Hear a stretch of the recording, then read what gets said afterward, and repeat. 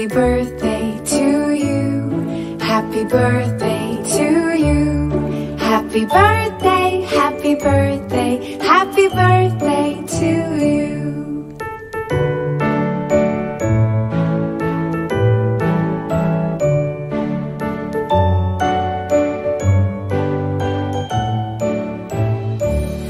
Happy birthday to you. Happy birthday to you. Happy birthday, happy birthday, happy birthday to you. Happy birthday to you. Happy birthday to you. Happy birthday, happy birthday, happy birthday to you. Happy birthday to you. Happy birthday to you. Happy birthday, happy birthday, happy birthday to you.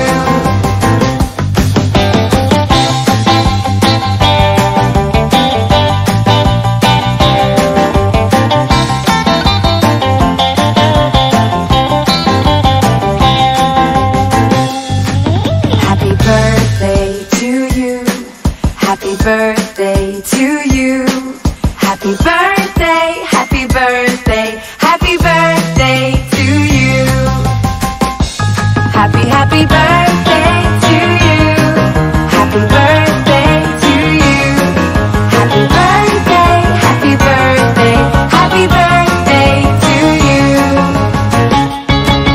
Happy birthday to you. Happy birthday to you. Happy birthday, happy birthday, happy birthday to you.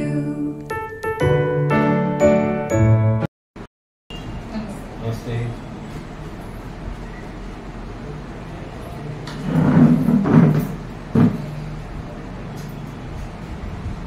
नमस्ते. आज आम्ही सर्वजण MD फाउंडेशनच्या महिलांना घेऊन मौनी बाबा वृद्धाश्रमामध्ये आज आलो आहोत. आज येण्याचं कारण म्हणजे या वृद्धाश्रमामध्ये आपल्या देवी मॅम म्हणून आजी आहेत, तर त्यांचा वाढदिवस आज आहे. तर त्या वाढदिवसाच्या निमित्ताने आम्ही इथे आलो. अनेक महिलांना, एक 4-6 महिला की ज्यांना वेळ आहे इथे भेट द्यायला, अशा महिलांना घेऊन आज आम्ही इथे उपस्थित आहोत. खूप छान पद्धतीने आम्ही वाढदिवस साजरा केला आणि विशेष म्हणजे सरांनी आम्हाला इतकं मोकळीक दिली हा वाढदिवस साजरा करण्यासाठी. सगळ्यांशी हितगुज करण्याची मोकळीक दिली, सर्व आज्यांशी बोलायची मोकळीक दिली. बऱ्याच ठिकाणी आम्ही जातो तिथे खरं एवढी मोकळीक मिळत नाही बोलायची, जास्त काही बोलू देत नाही, खूप चर्चा करू देत नाही. पण आज जेव्हा आम्ही महिला इथे आलो तेव्हा सर खरंच तुम्हाला सांगायचं, आम्हाला असं वाटलं की म्हणजे माहेरीच आम्ही आलेलो आहोत.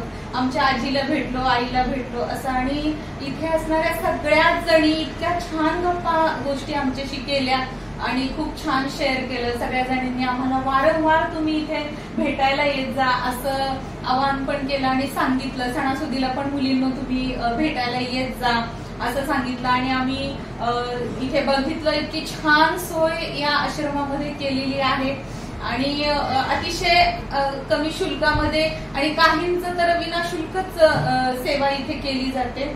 त्यामुळे मला त्याचा खूप आनंद झाला. आतमध्ये मी किचन पण पाहिला, इतका मोठा किचन आहे आणि इथे स्टाफ देखील भरपूर आहे.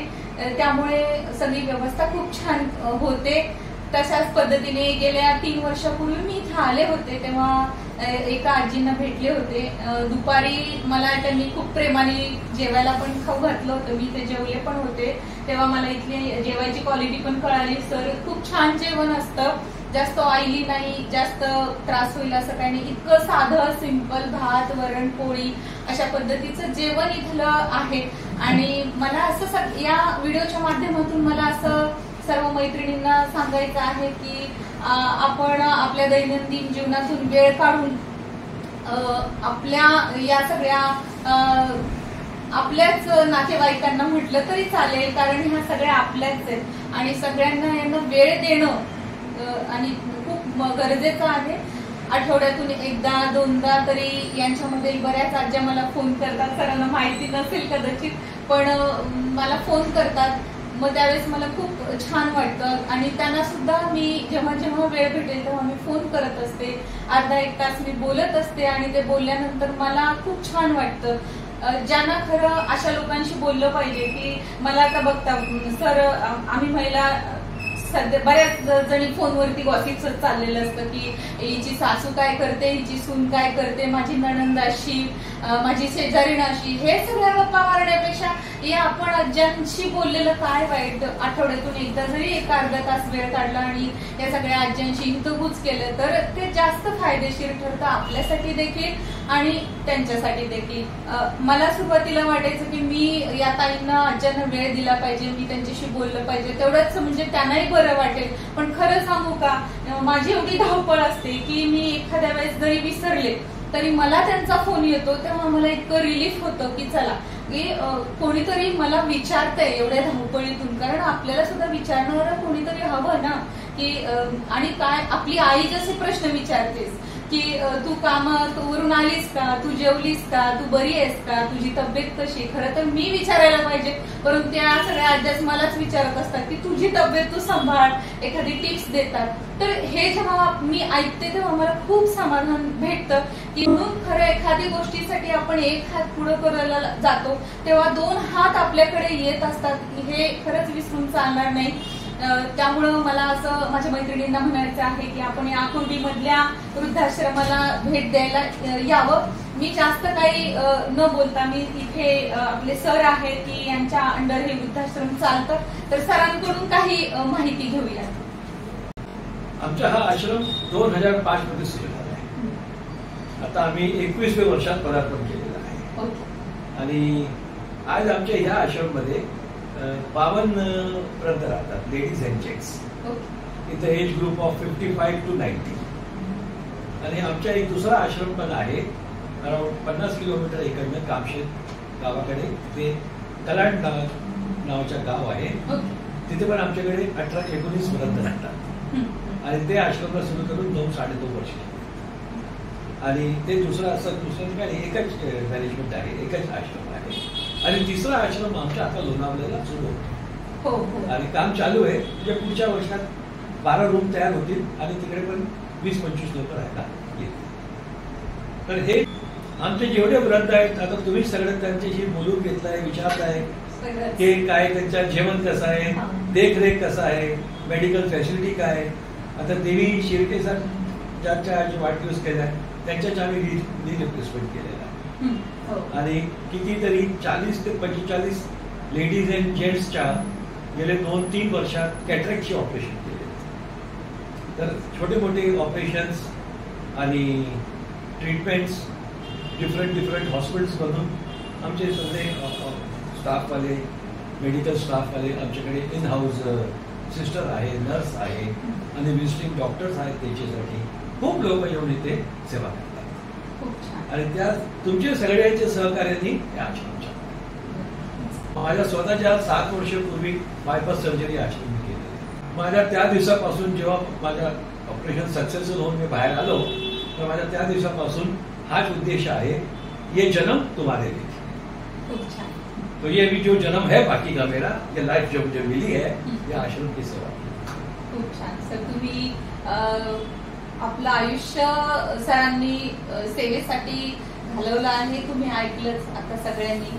आणि जास्त महत्वाची गोष्ट म्हणजे मी गेल्या 3 वर्षापासून पाहते या आश्रमामध्ये खूप मोठ्या सर्जरीज, खूप मोठे ऑपरेशन्स झालेले आहेत सर्व वृद्ध लोकांचे आणि खूप काळजीपूर्वक सक्सेसफुल असे ऑपरेशन झालेले आहेत. सरांनी सांगितल्याप्रमाणे आपल्या देवी मॅम आजच्या ज्या वाढदिवसाच्या मूर्ती आहेत तर त्यांचा पण गुडघ्याचं नी रिप्लेसमेंट म्हणून असं ऑपरेशन मी इथेच या वृद्धाश्रमामध्ये झालं आहे. त्यावेळेस मला त्यांनी तेही सांगितलं होतं की आता त्यांना छान चालता येतं.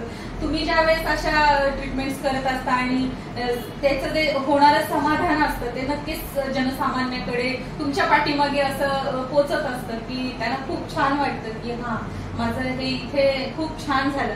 तर हा जो फीडबॅक असतो ना सर तो खूप तुमच्या कार्य फार उजळवणारं असं हा फीडबॅक असतो. आणि माझ्या तुम्हाला खूप खूप शुभेच्छा की असंच तुमचं कार्य छान चालव आणि एक खारीचा वाटा म्हणून तुम्ही मलाही या कार्यामध्ये घेतलं तरी चालेल म्हणण्यास हरकत नाही. कारण आता तुमचं येणारं वृद्धाश्रम आहे लोणावळ्यामध्ये, त्यांचं होत आहे वृद्धाश्रम, आणि आता जे आहे खडकवासला इथे, तर मी नक्कीच खडकवासला इथल्या वृद्धाश्रमाला भेट द्यायला नक्कीच जाईन. आणि आता लोणावळ्याला जे होणार आहे प्रोसेसमध्ये आहे तिथेही आम्ही महिला जाऊ विजिट. तर बऱ्याच लोकांना माहिती नसतं की वेगवेगळ्या ठिकाणी कुठे कुठे वृद्धाश्रम आहे याची माहिती नसते, परंतु आमच्या फाउंडेशनच्या माध्यमातून बऱ्याच लोकांकडे माहिती वृद्धाश्रमाचा ऍड्रेस सहित मी टाकत असते आणि बऱ्याच फोन नंबर वगैरे टाकत असते. त्या माध्यमातून लोक डोनेट पण करतात, ती तर गोष्ट वेगळी आहे. परंतु अशा आजी आजोबा की ज्यांना खरंच एका चांगल्या परिवाराची आणि चांगल्या वृद्धाश्रमाची गरज असते, ते त्या शोधात असतात, अशा आजी आजोबांना ते वृद्धाश्रमाचा पत्ता मिळतो आणि त्यांना आमच्या माध्यमातून तुमच्याकडे यायची दिशा मिळते. ह्याचा आनंद खूप वेगळा आणि याच्यासाठीच आम्ही हे आपली मुलाखत घेतली आहे आणि पूर्ण वृद्धाश्रमामध्ये भेट दिली, सगळ्याचा कार्यक्रम वगैरे कसा शूट केला. त्यामुळे या माध्यमातून आजी आजोबांना दिसतं की हा इथे असं असं आहे आणि या फॅसिलिटीज इथे दिल्या जातात. आणि नक्कीच तुम्हाला आता भरपूर फोन येतील.